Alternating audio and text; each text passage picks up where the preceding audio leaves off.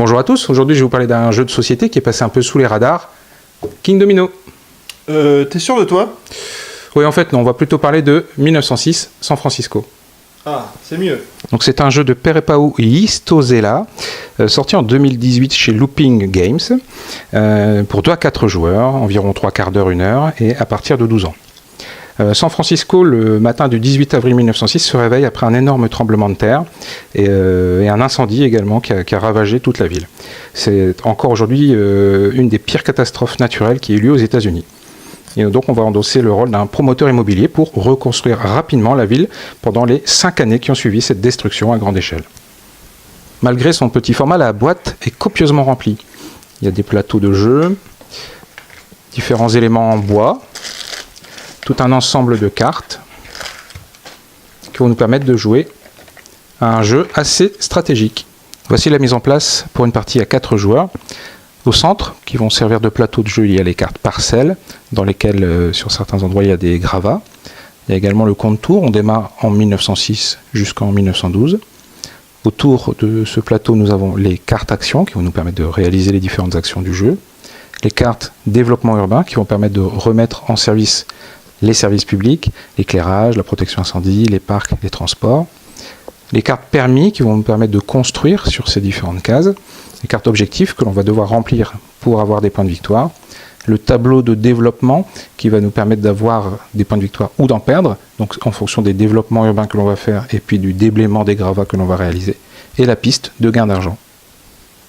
Pour le premier tour, l'ordre est déterminé aléatoirement. Ici, c'est Orange qui va commencer en premier. Il a la moins bonne position de gain. Les gains ont été mis sur la piste d'argent.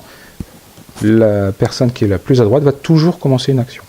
Au début de cette année 1906, on va pouvoir récupérer de la réserve générale un bâtiment ainsi qu'un permis.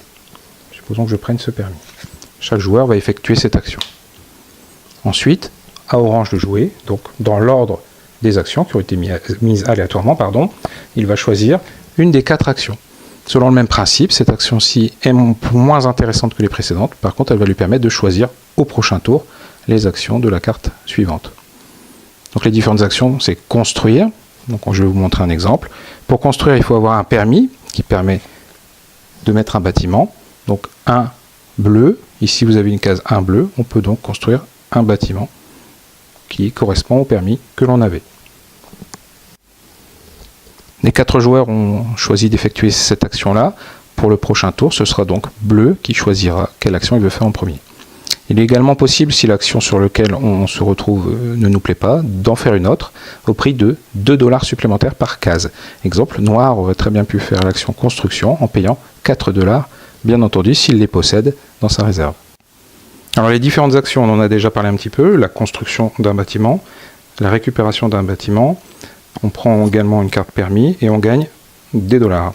Ici, c'est une combinaison de 2 choses, on récupère un bâtiment et on récupère une carte objectif qu'on devra essayer de valider bien évidemment. Ici c'est au choix, un objectif ou un permis. On retrouve à peu près les mêmes. Ici on augmente sur la piste de développement. Donc on paye 2 $. Donc pour ça il faut posséder bien évidemment les 2 $. Par exemple Noir souhaite le faire. Il passe de 2 à 0 et il augmente sur la piste de développement. Donc vous voyez qu'au départ ce sont des points négatifs. Et plus on va avancer, plus on aura un gain de points. Quand on arrive au bout d'une ligne, on monte automatiquement dans une colonne. On monte aussi en faisant une autre action qui est celle-ci de déblaiement. Quand on déblaye, c'est-à-dire qu'on enlève un gravat d'une des parcelles, donc il y a un coût de 3 $, pareil, il faut payer, et à ce moment-là, on monte sur la colonne supérieure. Il y a 2 actions un petit peu particulières qui permettent de construire, quelle que soit la couleur si on a le bon numéro, ou réciproquement, quel que soit le numéro si on a la bonne couleur. On peut également combiner 2 cartes de permis. Ça permet donc de construire par exemple sur une parcelle rouge numérotée 2 ou sur une parcelle bleue numérotée 1. Donc ça donne plus de choix. C'est également intéressant parce que si 2 symboles correspondent, 2 symboles développement urbain correspondent, eh bien on prend le développement urbain correspondant. Ici on a 2 symboles incendie. Je vais donc prendre la carte développement urbain incendie. Le jeu va se poursuivre, chaque joueur va donc choisir une action. Arrivé sur la dernière case, il va falloir donc choisir le gain. Donc par exemple 4 ici pour blanc, bleu choisit 2, noir 3, orange 1. Ça va donner évidemment l'ordre du tour pour la prochaine année. Le changement d'année va être effectué lorsqu'on est dans cette position. Attention, les gains en début d'année sont différents d'une année sur l'autre, mais également le coût des constructions. Les constructions vont être de plus en plus chères au fur et à mesure que l'on avance dans le jeu. C'était donc la présentation rapide de 1906 San Francisco, un jeu qui est très intéressant par sa rejouabilité, puisque toutes les cartes actions sont disposées aléatoirement, ainsi que les parcelles, qui en plus sont recto-verso. Les objectifs, les permis, tout ça fait qu'on n'a jamais la sensation de faire deux fois la même partie. Petit bémol, la règle du jeu n'est fournie qu'en anglais et en espagnol. Elle est par contre facilement trouvable sur internet, notamment sur le site BGG. À bientôt.